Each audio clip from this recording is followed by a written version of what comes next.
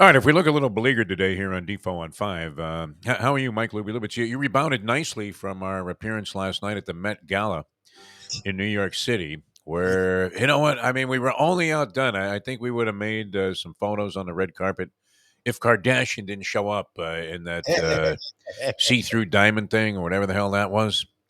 Ken Lagerfeld. Were you wearing some Lagerfeld last night, Lubie? I thought you looked pretty sharp. That was great. How are you? I can't even. I was gonna try and go along with it. I can't even think of a designer.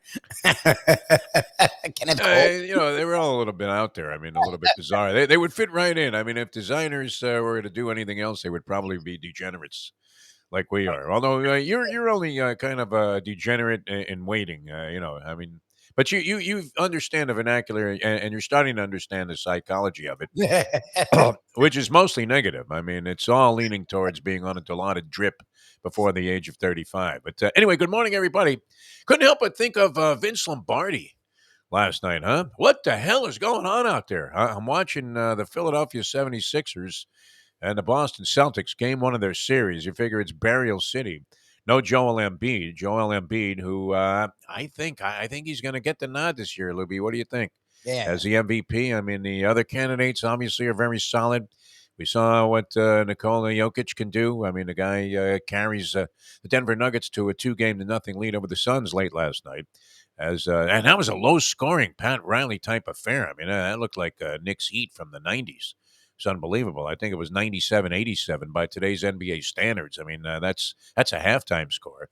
Anyway, I kind of have a little thing naturally for the Phoenix Suns, since I'm always writing Luby about the Devin Booker decision. And the guy's been brilliant. I mean, you would have to say that so far. I mean, and this isn't just a local bias, but as brilliant as Booker has been in the playoffs against the Clippers, that was against a compromised Clipper team while he has Kevin Durant on the floor. Jimmy Butler's performance so far in the postseason, I think, has been far and away the best. Maybe not far and away the best when you consider what Booker has done.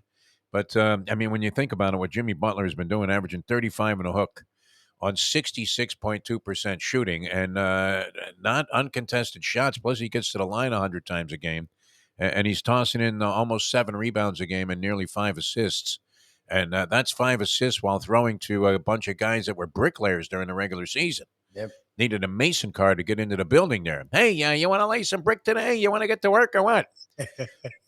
That's kind of what it was like for the Miami Heat most of the season, although now they're the Cinderella team in the postseason. And it shows you once again why you want to make the postseason, because now the reports out of New York are not only is Julius Randle a big question mark for tonight's game against the Miami Heat game too, but so is Jalen Brunson with an ankle injury. However, the unfortunate problem there is that Jimmy Butler is also, as they would say, highly questionable for tonight's game. Although he was walking around New York City yesterday like he was fine. He's fine. So we'll see what happens there. But the Heat with an excellent chance maybe to go up 2-0 after tonight. The Celtics, though, you would have to think had everything their own way with no Joel Embiid in the lineup. And I'm turning back and forth between that game and the Rangers-Devils game, which unfortunately, for the Ranger fans out there, I mean, holy Gump Worsley. Shesterkin, the goaltender, old Igor, man, he was brilliant last night, but eventually even he cracked.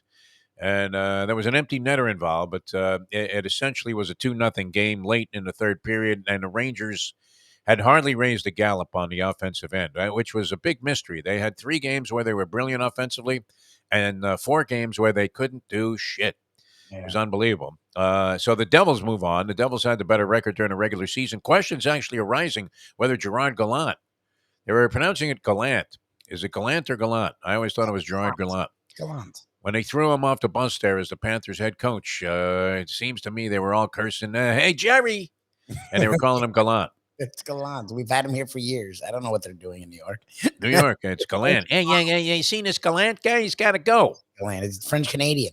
Yeah, that would be an aunt. I mean, give me a break. You got to use a little accent there. Yes. But anyway, yeah, they're talking about maybe he doesn't come back to the Rangers. How could that be? I mean, the guy's been really good for this franchise. They had a good season. They had a lot of different problems this year, but nonetheless, couldn't raise a gallop last night offensively. So I'm switching back and forth between that game and in disbelief, I keep seeing the 76ers are involved in this game against the Celtics. I don't know. Did you watch any of this action last I night? watched the end.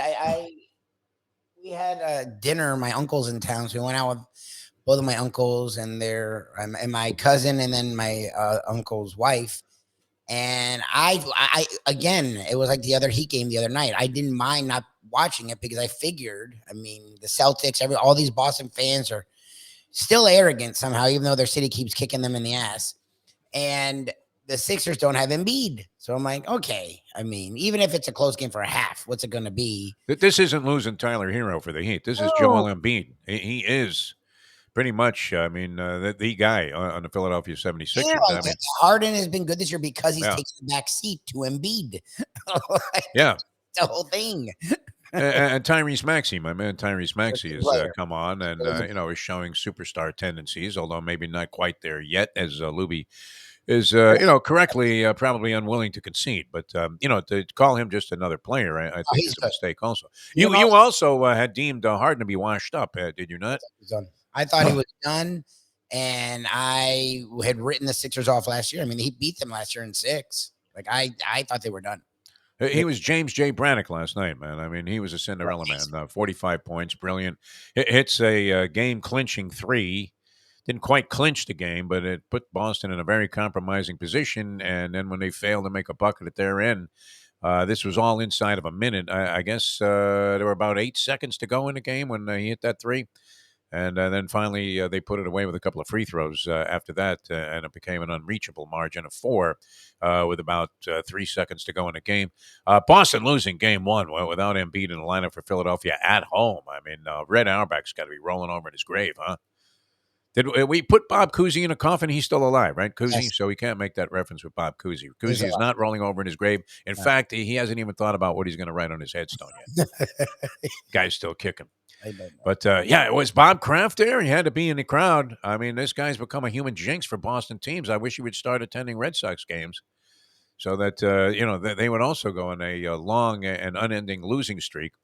That'd be great because I mean he has put the kibosh on virtually everything that's happened. He was at that home game when Boston lost in Game 6 to Atlanta, and or it was a Game 5, I guess, to Atlanta, and then they won it in six. Off a rest too, with no Embiid in the lineup for Philadelphia. Philadelphia, of course, swept the Brooklyn Nets, so they've been on the bench for a while. You would think, if anything, that they might experience a little ring rust. And it's amazing if you're going to be a degenerate gambler and you're going to bet on NBA games, especially. Always bet the impossible in NBA game situations. When something looks absolutely incomprehensible, that somehow, never mind the points, that on the money line the Boston Celtics could lose to an Embiidless Philadelphia 76er team, seemed just, I mean, there's no way you would have to be Baker acted if you thought you were going to put money out on the money line on that. And sure enough, Philadelphia prevailed. So that was interesting. And the Rangers unfortunately got blown out for the Ranger fans out there.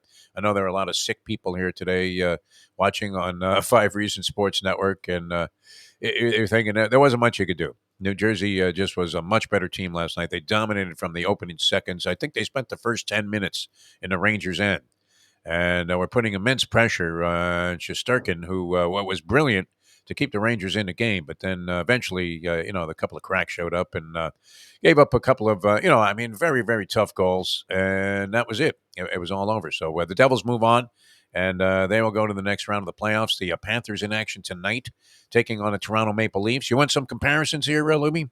Yes. Here's what it boils down to. I mean, you have 8 teams left now. That was the final first round playoff series to be concluded. A lot of brilliance taking place here. I mean, the NHL, you literally can just toss a coin on a lot of these matchups, no matter how absurdly mismatched the teams appear to be by record during the regular season. As we know, after watching the Boston Bruins go down, after watching the Colorado Avalanche go down to the Seattle Kraken, what the hell is a Kraken? And, seeing the Panthers move on to the next round of the playoffs. So when last year, I mean, they were on such shaky, thin ice in that first round against a Capitals team that wasn't all that good. And then they get swept by the Tampa Bay Lightning.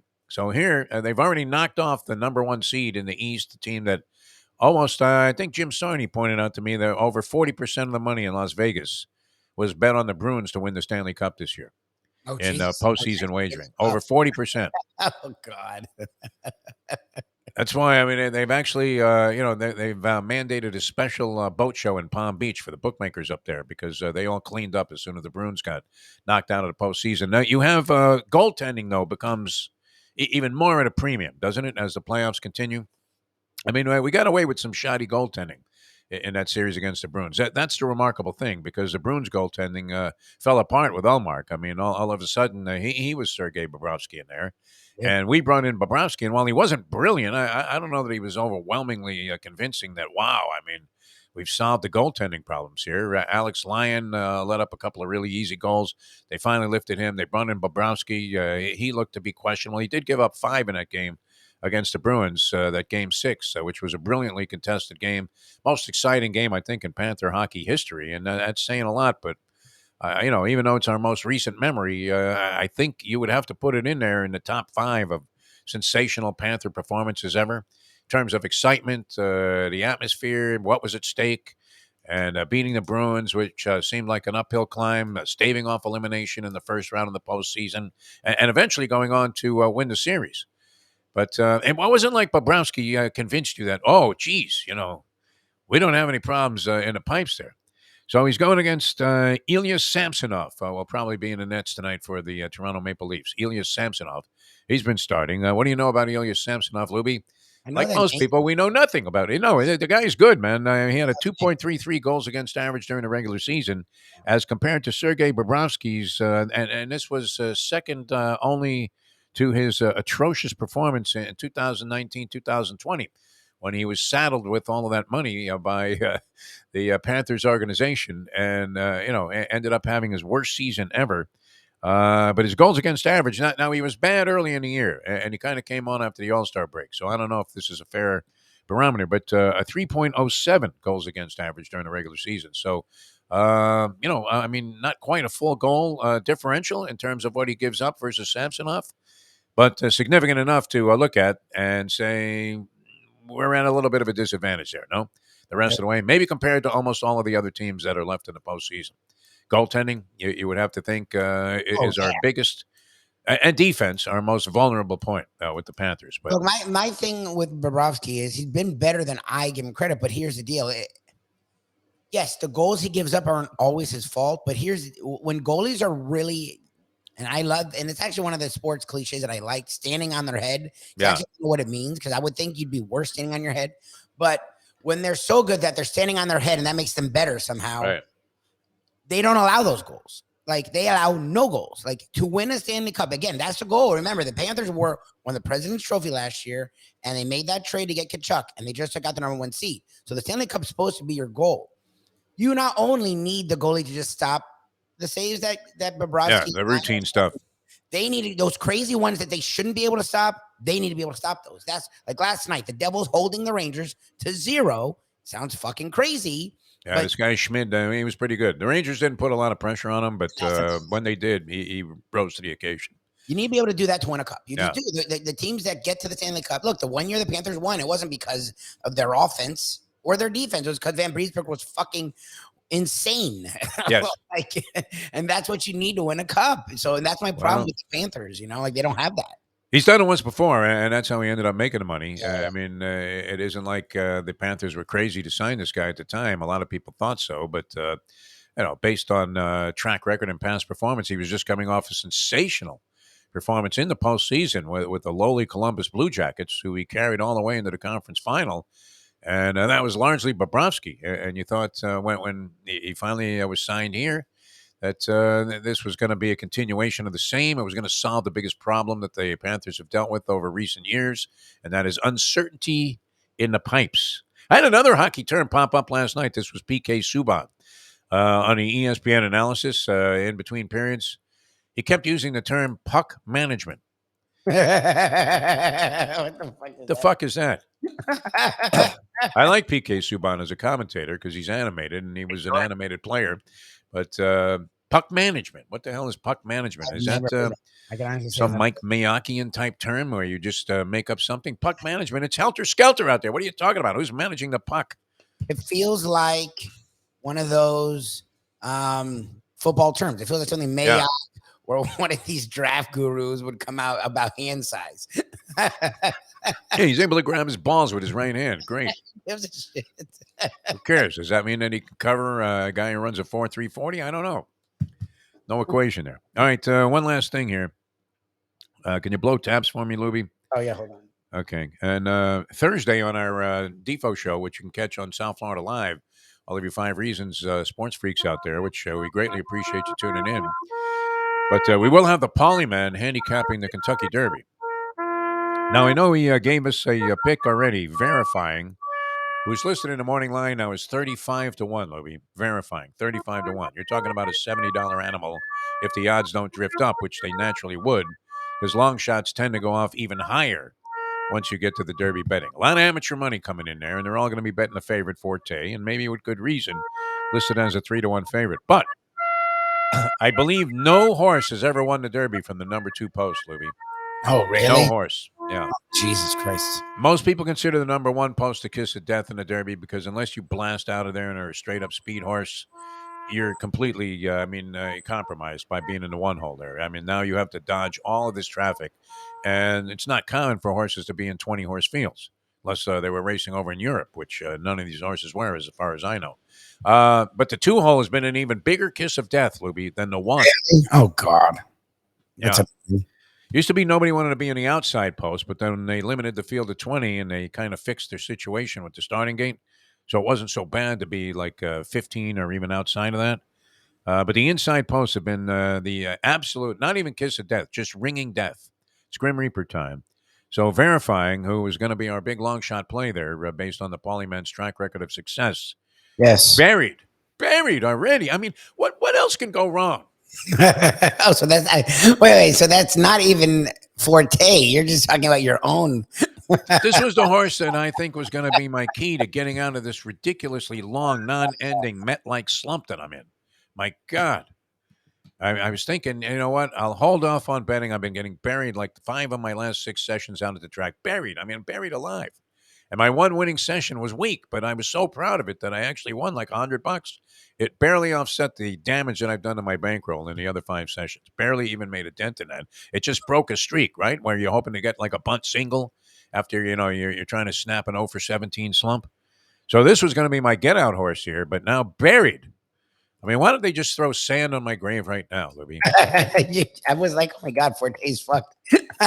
Well, Forte got into the 15 hole, which is not, necessarily ideal, but isn't bad. We're like, when did Defo care this much about a chalk eating pig? I'm like, No, I'm hoping he does nothing. Not that I root against an animal, but I don't want to see this horse go off at 8 to 5 and win the Derby. Do you? I mean, there's no excitement no, there.